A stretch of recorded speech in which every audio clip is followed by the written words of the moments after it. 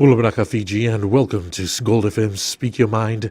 And, this afternoon we speak about an issue, that has been reported quite widely in the media and, of course, talked about quite a bit in various homes and around the country, and an ongoing issue. And start off with the recent deaths of women at the hands of their husbands and partners. And this has added to the ongoing reality of domestic violence in Fiji. And with me this afternoon, I'm joined by the coordinator of the Fiji Women's Crisis Center, Ms. Shamima Ali. Welcome to the show. Thank you. Now, you're no stranger to Gold FM Speak Your Mind, so we're just going to jump right to it. And this is an issue, like I said, ongoing domestic abuse. And, for some, they say, has this issue continued?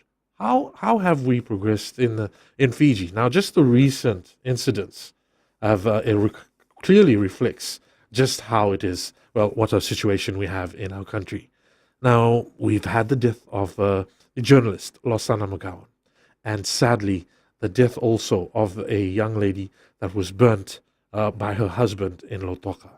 Now, the Women's Crisis Center, from what we hear, she had also been, she had reported the case to the Fiji Women's Crisis Center. Is that so? Yes, definitely. And these are still shocking, and it continues to happen. And I think these two have really shaken us. But then we continue to have other cases. And fortunately, the recent ones we've had, an abduction and a beating and a rape by a former partner, de facto partner, and others, the women managed to escape. And, we'll be a lot more aware. Yes, it is really shocking. And we have had domestic violence is an ongoing problem throughout the world. It's just not Fiji. And it is so ingrained, it is so entrenched in our lives, in women's lives, in families, in societies, in communities, that, that it's quite, we are not going to have an immediate end to it. Our vision is the elimination of all forms of violence against women. So we're not going to have, it's not going to stop by 2 years of awareness or 3 years or 30 years as we have done.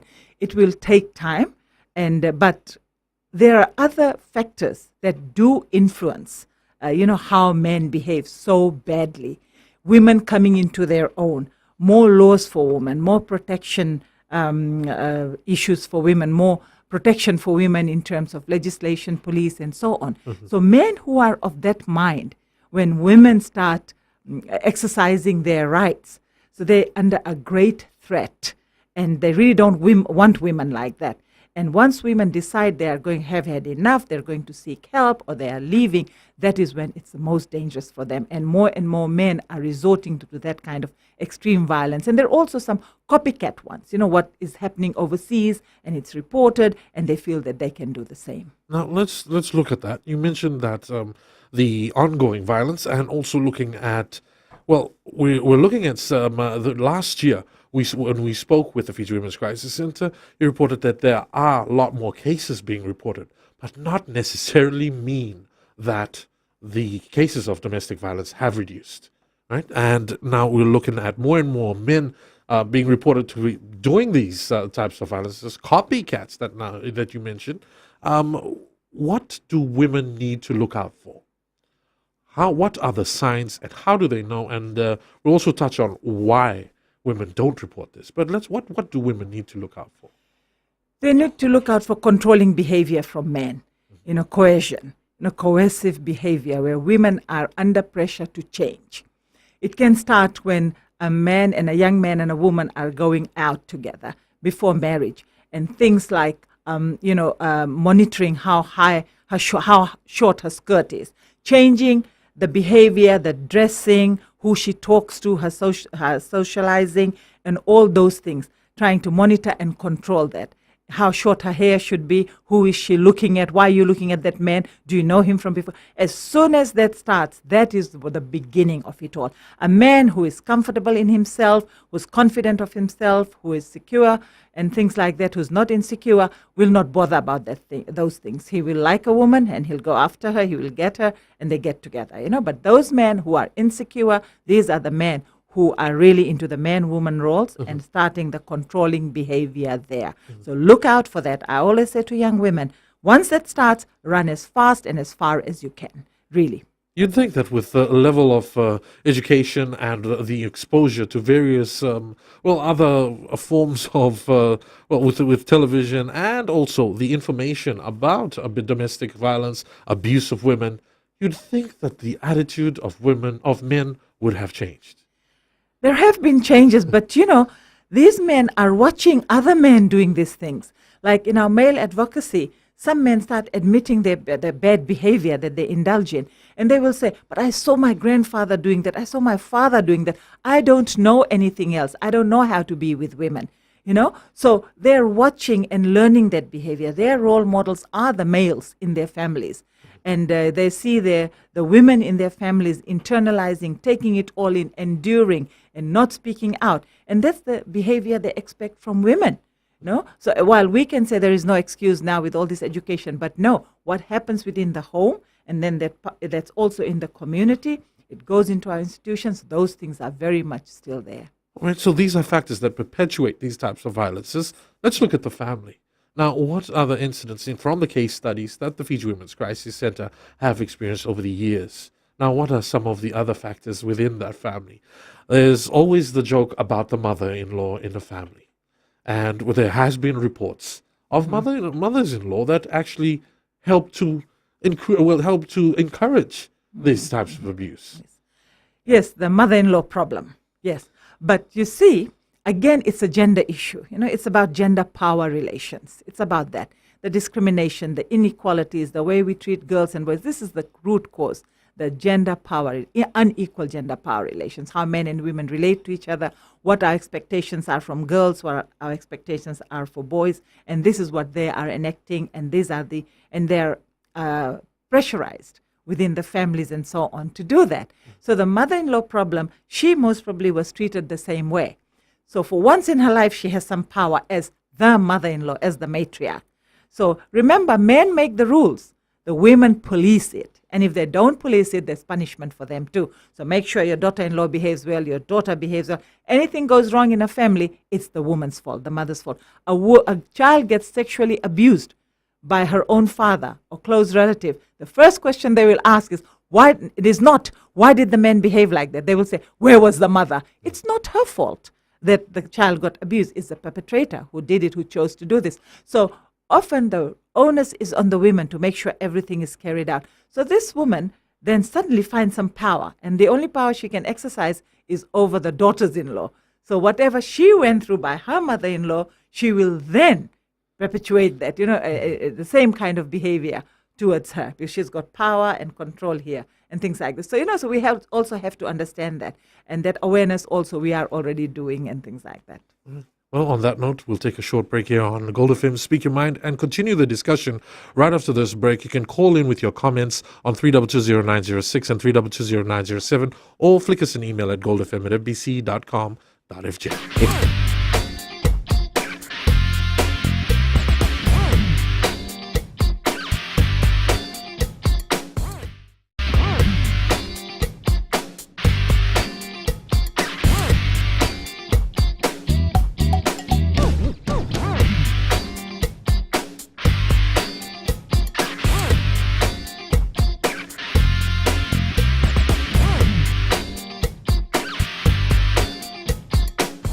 Welcome back to Gold FM's Speak Your Mind, and we continue our discussion on domestic abuse and general abuse for women. And with me in studio, the coordinator of the Fiji Women's Crisis Center, Shamima Ali, and we've touched on a little bit about the cycle of violence and looking at the family. Now, what other are there? I'm sure there are other factors within the family that encourage these types of cycles of abuse. Well, being married almost is like being beaten up is part of marriage, and sometimes religion, culture, all these things are used about submitting and all these kind of things. Mm-hmm. So, and that is taught to us from a very early age. And if women decide to leave a situation, those things are often used against her. If she goes to her mom's family and so on, they'll be sympathetic, but they say, please stay there, you're married now, and so on. And then other women would say within the family, look, we went through the same thing, but we endured, and so on. And people don't see it as a rights abuse. The cycle of violence is about, once it starts, you asked me earlier about what should women look out for. One slap, you must do something about it to stop him. If you let the one slap go, it's going to go 2 slaps, 3, then it's going to be the punching, kicking, and so on. The more you forgive him, the more power he has, the more he becomes confident that you will not report it to anyone. There will be no consequences for him. So the cycle of abuse starts with all the tension that is there. He is swearing, he is punching the wall, he's pushing you around, and so on. And if there's no intervention, then it actually erupts into violence, And I just wanted to read out something from our survey on the national survey, Somebody's Life, Everybody's Business. For the majority of women living with physical violence by their husband partner, the violence occurs repeatedly and is often severe, including being punched, kicked, dragged, beaten up, choked, burned, threatened with a weapon, or actually having a weapon used against them. This is Fiji, where women, when they were surveyed, they talked about this is how. And it is not a one-off thing. This is repeated violence, or the cycle of violence. So when we say eruption of violence, can be any one of these things. Then there is what we call the sorry or honeymoon phase. Right. There's some remorse. He might say, oh, I'm so sorry I did that to you, and I will never do it again. And the Vicks and the oil come out, I'll rub it. And he does things that he never does usually, make her a cup of tea, or say to her, oh, we'll go and visit your mom, or I'll take you to the movies, and things like that. And of course, she gets really lulled into a sense of security there. My husband, she still loves him. And so she forgives him. Then, now there's no other intervention. She forgives him. And then it starts again, and it goes on. And the more she forgives, it goes. So that's the cycle of violence. Then what happens is, once he gets confident, the tension period stops. The tension period stops. So it's just the violence and then the honeymoon, the violence and then the honeymoon. And then once there's no need to ask for forgiveness because she's there and it's going on for a long time, then it's only the violence, so the cycle disappears and you're only left with the violence there is. And that is the most dangerous time for a woman's life. So this is what a woman is experiencing. And the only way to break that cycle is to get some good, effective intervention. And the interventions come if she reports or leaves the relationship. She reports, and the people she reports to are effective and believe her, trust her, and also believe that it is wrong, that it's a criminal assault in the home. It's a crime. They have to believe that, right? Then she's going to get some help. Or the counselors she seeks are counselors who believe there is no reason for that kind of violence and so on. It's a human rights issue and so on. Or the man starts thinking that he is in the wrong. And there have been men who said, look, I don't know anything else. I know I'm doing wrong. How do I stop this? Few men, but there have been men, So if he recognizes he is the problem, not her, and he wants to change. Otherwise, she leaves the relationship. Okay. Those are the only ways in which we can stop the violence. It's interesting that you mentioned that the people that the women report to. Now, let's talk about that. Let's talk about the reporting. When they do report, who are they reporting to? And immediately, that's either a family member and also the authorities. Now, how effective, from the experience of the Fiji Women's Crisis Center over the many years, how effective have been our authorities with the cases of domestic violence? Unfortunately, while there have been improvements, there are policies in place, there's legislation in place, and so on, the implementation of these, that is the problem area, how people respond using those policies, the legislation, the recognition of violence against women as a criminal offense.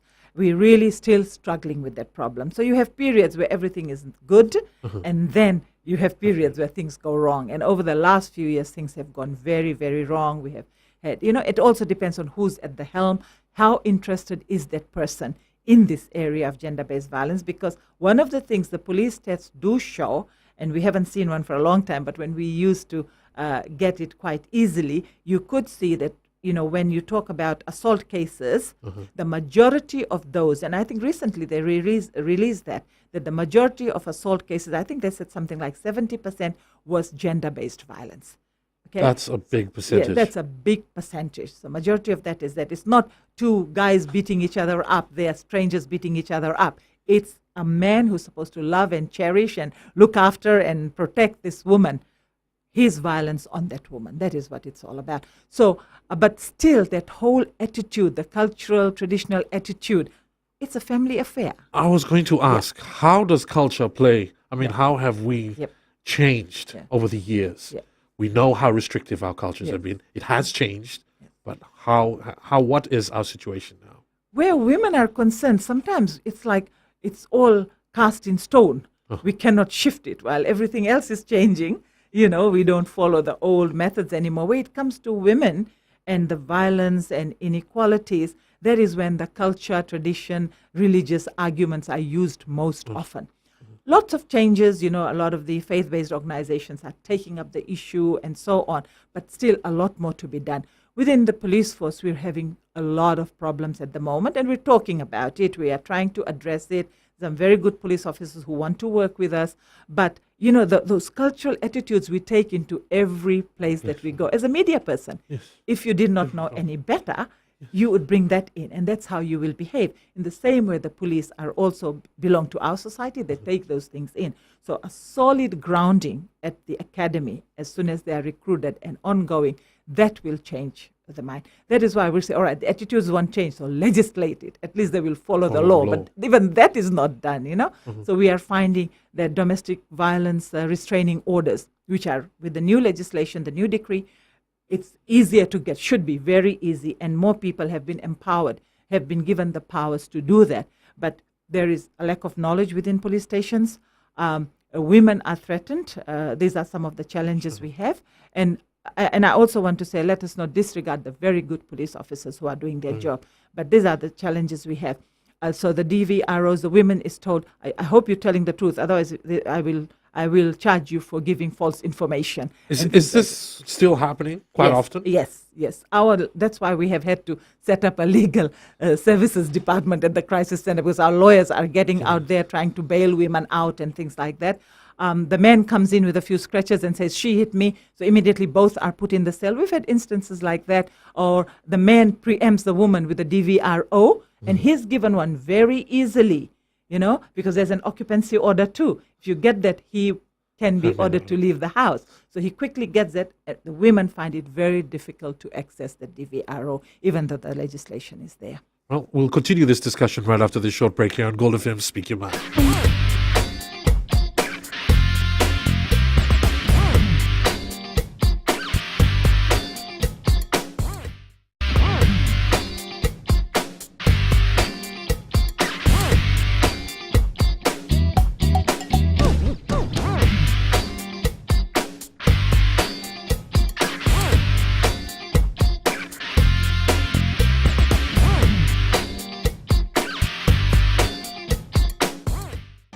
Welcome back to Gold FM Speak Your Mind. We're speaking of, domestic violence and violence against women.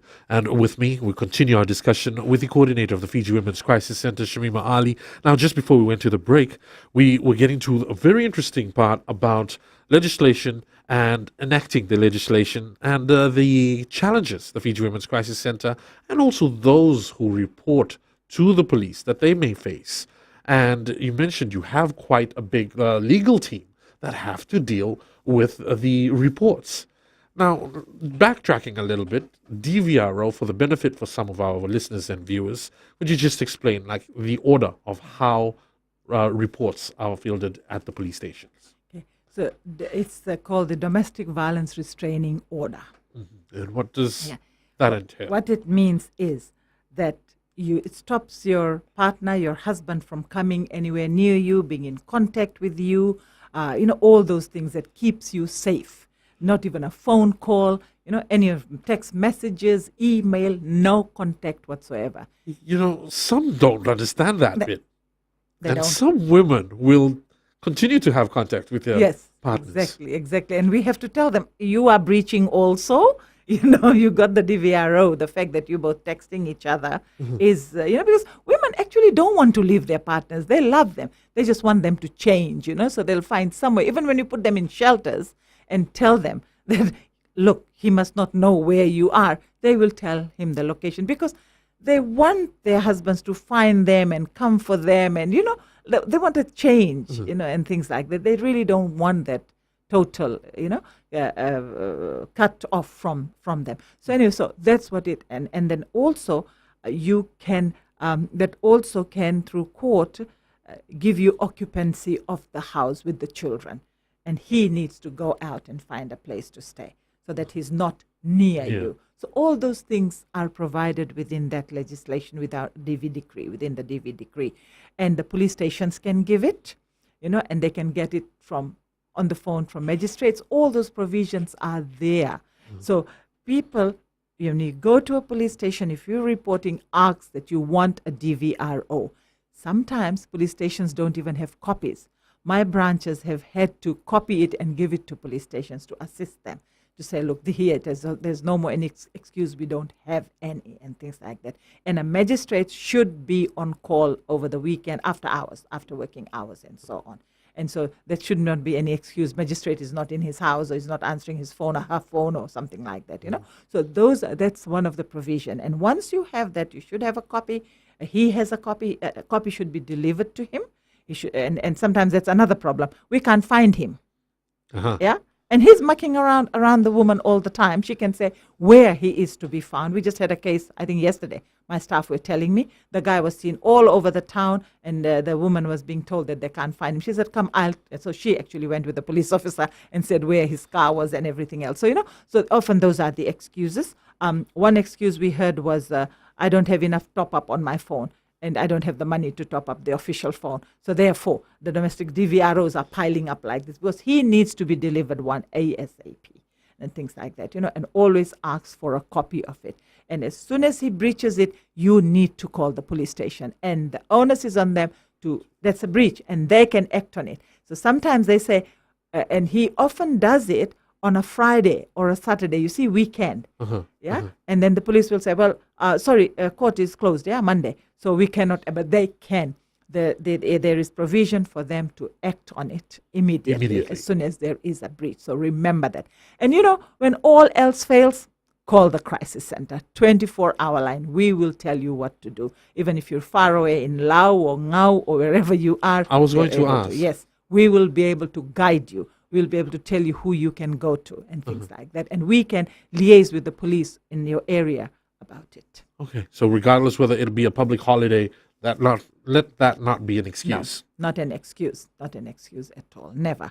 And women need to know that, learn more about it. I would say to women leaders who are listening in, attend these workshops, learn about it, ask for workshops in your areas, so you can then guide the women in your community, the women you are serving, and things like that. We all need to know about these things. Quite often the questions that we also get are those who are around the abused, or the families or friends or neighbors. What can they do? What can they do when they hear of this, or they see domestic violence happening? Neighbors, we get phone calls here on the radio stations to ask, what do they do apart from just reporting it to the police? Now before, the neighbors would ring and they would say, who are you? What's your father's name? What's everything. Now, anyone can report. Anyone can ask on behalf of someone for a DVRO and things like that. There's some complications there, but you can report and say, look, a woman is getting beaten, someone is getting beaten, screaming, there's yelling, this woman has been, you can do that. That's community responsibility, to your community. You can do that. So, and you don't need to reveal your name. You don't need to. You can just say, I'm the neighbor, this is what is happening there. And the police, their responsibility is to get out there. Of course, you'll hear, I got no transport. They want transport, crisis center can provide transport. We'll get a taxi, whatever. But that is often the excuse. They should be there and investigate. Whether the woman says no, because of course in front of the house, no, nothing is happening here. But, in other countries that I have visited and observed, that the police will just take one look at the situation. The state of the woman, the state of the house, chaotic or not, things like that. And they'll say, okay, can we go, sir? I'm taking you in for the night or something like that. And that can be done if we just put aside the brotherhood of man. and protecting each other, if we just put that aside. So these are the various things we can do as friends. If you know your friend is getting beaten up, she will try to hide it, she will unfriend you, or she will do all those kind of things. You still persist, tell other friends, I think she is in danger, and intervene anytime. Never mind if it's 20,000 times and she still goes back to him. Keep intervening, but it's about, our survey says somebody's life, everybody's business, and that is what it's all about. We can all do our bit, and if you don't want to, sometimes people are scared that the perpetrator will come after them and harass them and things like that, then please call the Fiji Women's Crisis Center 24 hours. I'll always say, last recourse, is the crisis center. All right. Well, there you heard it. Well, we'll take another short break right here on Gold FM Speak Your Mind. And feel free to also call up 3220906 and 3220907 or send us an email at goldfm@bc.com.fj. Speak Your Mind will continue after this short break.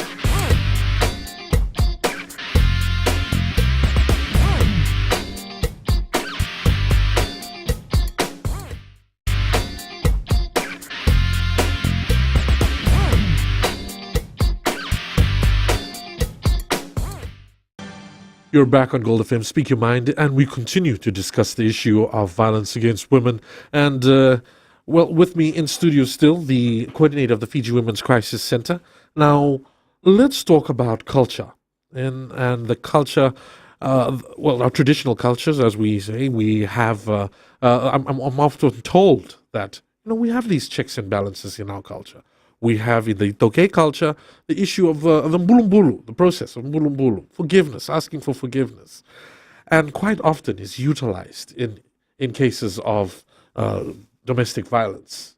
Now, how does this is a challenge to the work of the Fiji Women's Crisis Center, and how do you cope with it? It is a huge challenge, and it used to be more of a challenge when we first started, because mbulumbulu was used for rape, for crimes committed against women and children mostly. No, it was used for that. And I always remember what Ratuchoni Mandraiwiwi said, a former judge and chief of this country.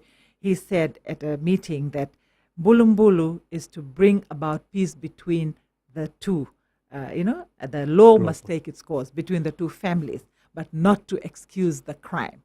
In olden days, rapists were clubbed to death. Never mind. I mean, very little is written about this, but you can find bits and pieces here and there. They were clubbed to death, rapists, and the chief would order that. But the mbulumbulu still took place. The ndalo, the pigs, the mets arrived. That was so the two sides don't continue the feud and have wars and things like that. But he was put to death. Yes. But nowadays, it's an abuse of that. It is to excuse the rapist and sometimes force the rapist to marry the survivor. It's quite often that we find that culture is changed over the years to suit. Yes, to suit the power holders. Power holders. Yes, the power holders. Yeah.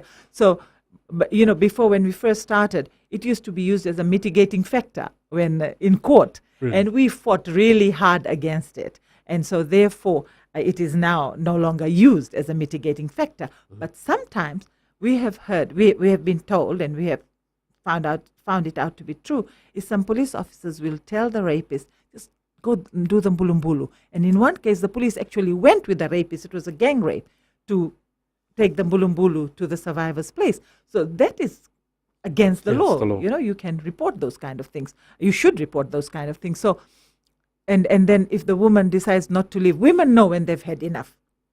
They leave either when they are severely injured or the violence has gone on for too long and that she feels that it's harming her children, she's going to die one day and so on, So she knows when she will leave. And then the ndalo and everything else comes. The male members of the guy's family, he's looking very crestfallen and, very sad and stands there like poor boy.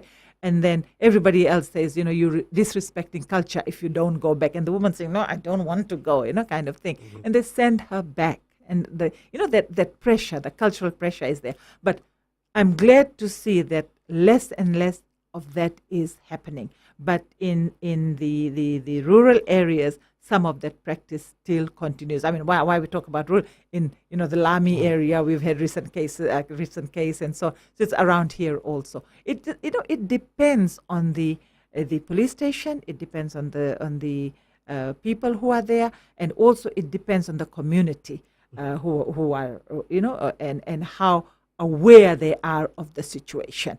The more awareness, the less of this is happening. As much as the work that the Fiji Women's Crisis does in a community level, how do you feel about those who have started with village, rules, regulations, and that restricts, or who say that they have laws and regulations that will now discourage crimes such as rape and how do you feel about the village bylaws that have yet to be enacted but have actually been in practice in some places? Yes. Yeah. Yes. Village bylaws have their place, and it's for non-criminal offenses. I think. I believe that's what. Somebody somebody's pig damages your cassava plantation, and how you bring about reconciliation and things like that. But we don't believe that for criminal offenses like child sexual abuse, domestic violence, rape, and sexual, those are not to be reconciled within that. In fact, women should be encouraged. And with the zero tolerance zones, zero tolerance to violence, that is an avenue that we can use. If we make it work properly and effectively, that is one of the ways in which we can encourage more reporting and which will then discourage these incidents. Everybody on the same page saying this is wrong and this is how, this is how we're going to address this. But when you force women to reconcile, when you force women to forgive and to take them bulumbulu, that is wrong, and that can be a criminal offense. The other one is when you start saying that women should behave themselves in the village, so therefore do not wear pants, not wear pants. Yeah. And it even goes to the extent of they can't wear pants in town, or have them winning only wherever you are.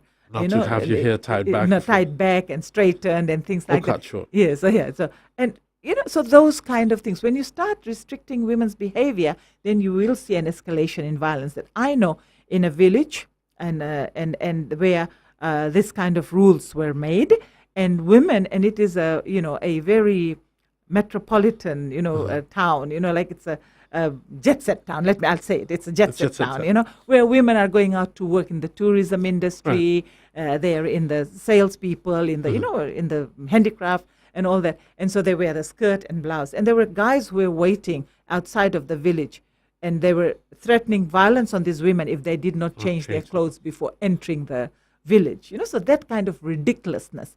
And my niece went into the shop that is next to the village, and she was told that she could not wear that short skirt. Do you know when you enter this village, you have to wear long skirts and things. So that is like, the threat of violence is there. People were actually threatened, things like that. So you cannot do that. That's against the law. That's against their basic human rights. Of course, there are social etiquettes that, we don't wear shorts and things, run around in the middle of the village. Just like we're lying down in our home here. I mean, if I'm in Tamavua lying down in my home, in my Sulu, and shorts or something, and somebody comes, I'll quickly put something around and go. You will put on a shirt if that kind of thing. So those are just etiquette. It's not like a rule. And the reason they gave us was if women wear pants, it attracts rape. And that is just a whole load of nonsense. How do you feel with the criticism that is also leveled against you when you go out to communities that say that the type of work that you do is a threat to the culture? Yeah. We had that a lot before, but we have proven ourselves now. It's the men who want us in the villages now to raise awareness and so on. In fact, some of the traditional women's groups are now saying we are interfering with culture. There's a recently that I have heard, so I don't know where this is coming from. Did they explain? I don't know, No, because this is supposed to be kept hush-hush, and kept hush-hush, and we don't talk about it like the way we are talking about it. So we'll continue again. It's getting a little more interesting now on Gold FM Speak Your Mind.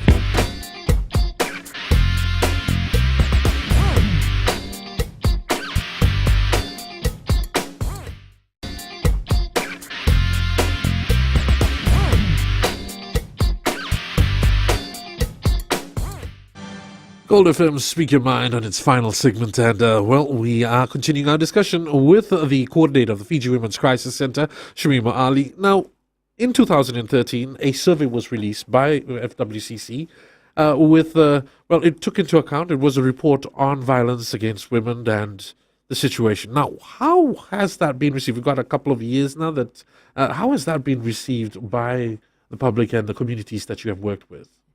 Now, this survey was done using the WHO model, which is a standard model, and we adapted it to our cultural context and so on.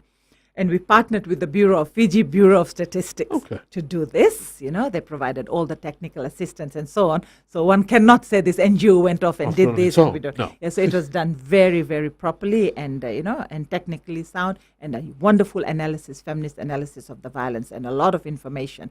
We call it Somebody's Life, Everybody's Business. That's what we called it. And when we released it, the good thing is most people, I would say about over 90% of people, have really taken it to heart. So when you hear the Minister for Women, the government, anybody else saying 64%, that is from this survey. Yes, this is from survey. So it's being used everywhere. People have taken it as a credible report, and they are using it. The Methodist Church was the first to respond to it, and the maritime areas, they are requesting us to get out there because the highest rates were in the Eastern Division, where less services, and that's natural. Where there are less services, our presence is very little, and police presence is very little, limited. Those are the places where we had high rates. So therefore, very good response, and people are wanting us to get out there and raise awareness and do something about it. But the opposition has come, unfortunately, from some women's groups who are saying that we're meddling with culture, that this is all nonsense, that this is not how we should be dealing with it. 30 years down the line, we are recognized globally as a best practice model, and so on. So there's, so it's a bit of an impediment, but the good thing is this is a small group of people. The rest of the people have come on board and are really wanting to do something about it. Now, this Fiji still rates as one of the highest countries with the rate of violence against women. Yes. How do you feel? How do you feel that what kind of action that we need to take on immediately? Well, one is we've got legislation that needs to be how shall I say, implemented. Everyone on the same page. I always say a rights-based approach, that it's a human rights violation, not a welfare issue. And we're hoping that we can do that through the National Task Force on Violence Against Women that has been established by the Ministry for Women. And hopefully we meet regularly. And I think that is one area, how to use the legislation. The police force needs to get its act together. The communities are coming on board. We need to do a lot more of that. But women need to, have services, accessible services. So we look at health centers, we look at police posts in the maritime areas, in the islands, and so on, all that. So many things that we can do if we just put our minds to it. This is not a flavor of the month, that it's getting funding. There's a lot of funding, so let's run after the funding. And it's not about that. It's about people's lives. So we really have to get serious, know about it. We really have to learn a lot more about violence than we already know. And we are here to provide that. The Crisis Center can provide that knowledge, that information, and so on. So I think we really need to get our act together. Our judiciary also, while some people are doing a very good job, we still have drawbacks within the judiciary, the traditional attitudes, and so on. So nobody is too high up to learn. And nobody's too low down to learn. We all need to learn about it. The schools play a very important role. I wanted to ask about how do you feel about introducing a little bit more into the school curriculum? Yes, we really have to do that. We used to have a lot more input into the schools, but now there are new rules and regulations, who can go in, who can't go in. So that is an impediment. Things become very political, about which groups can go in and not. And I think we have to put aside our politics and we have to look at what is best for our women, girls, and children and boys. So we need to get in there some human rights learning within schools, gender learning, talking about child sexual abuse from, in kindies and so on, and having appropriate programs for them, working with boys, working against bullying, because this whole thing is about bullying. I was going to say that this all encompasses into bullying, into violence against women. Is not only about women. It's not a gender issue, so to speak. Because we're looking at the effects of these violence, what it takes away from women who have to go to work. How does that affect the economy? Women have to take time utilizing the hospital services. And that's, again, services being taken away from another who may need it. and and Police, legislation, legislation. the court time, all those things. Yeah, you take all that. A woman's, and also it stops women developing themselves and contributing to development. It exacerbates poverty for women. That whole cycle keeps her in that area. The children most probably will not go to school, so impacts on education, employment, high rates, all those things, criminal activities. These are the children who will run out on the streets and be influenced by other people into criminal activities and so on. So it's a development problem also, we all have to get on side. And men have such an important role to play. They must not take over from women. We must lead this because it's all based on our experiences. But men, and we have very good male advocates. I was going to ask that too. How we do it is very important, Padeli. It's very important the way we do it. And that's another program. I hope I can do it and bring some male advocates in. I'm hoping for that too. It's very important. And we have seen the results where men have gone through this training 1, 2, 3 stages, and they're doing excellent work and with women's groups in influencing men and young men and police who are our male advocates, how they respond to women. They are the best respondents, to women who go and report, and we get the report. So it's a very good program, and it's also seen as a best practice model. And that we developed, the Pacific Women's Network Against Violence Against Women, led by the Fiji Women's Crisis Center. We developed that program, and it is now other people are looking to learn from that. Now, I'm going to ask again, have you also worked with the perpetrators? I know that there's the Yellow Ribbon Project with the Fiji Prisons Services, but is there work to try and see also and understand that culture, how to stop this culture and looking at the perpetrators of these violence? At the moment, we do not have perpetrator, definitely crisis, because we have looked at it. It's really the hard yard. Very, very hard yet. But some of our male advocates now want to move into that area. And we believe they will be the best ones because they already have the grounding. So that is what we're looking at the next meeting in August of the men around the Pacific, of how do we, and we're looking at best practice around the world and then see how we can adapt it to Fiji. But some of the work is already being done with the correction services in Lambasa. Our Lambasa Women's Crisis Center with Sarah Mbongitini and her crowd out there are doing certain hours a week with the corrections people who, with the inmates who are there because of this kind of violence. And some of the evaluations, I have to say this, one of them said, why didn't I go? If I would have gone through this, I wouldn't be sitting here today. Another one came out and is now organizing workshops in his own village for us to go and conduct those workshops. So no good results. It's a re-education of the mind. That's what it's about. It's not counseling. As much as I want this to continue, sadly, time has caught up with us. I know. And we are due for another show, so I'll get that on record now that we'll have you back on Gold FM Speak Your Mind. Thank you for joining us this afternoon. Thank you very much. And thank you again for joining us. And feel free to send us your comments on goldfm@mbc.com.fj. And make sure that you're tuned in again next week, right here on Gold FM. Mwadi.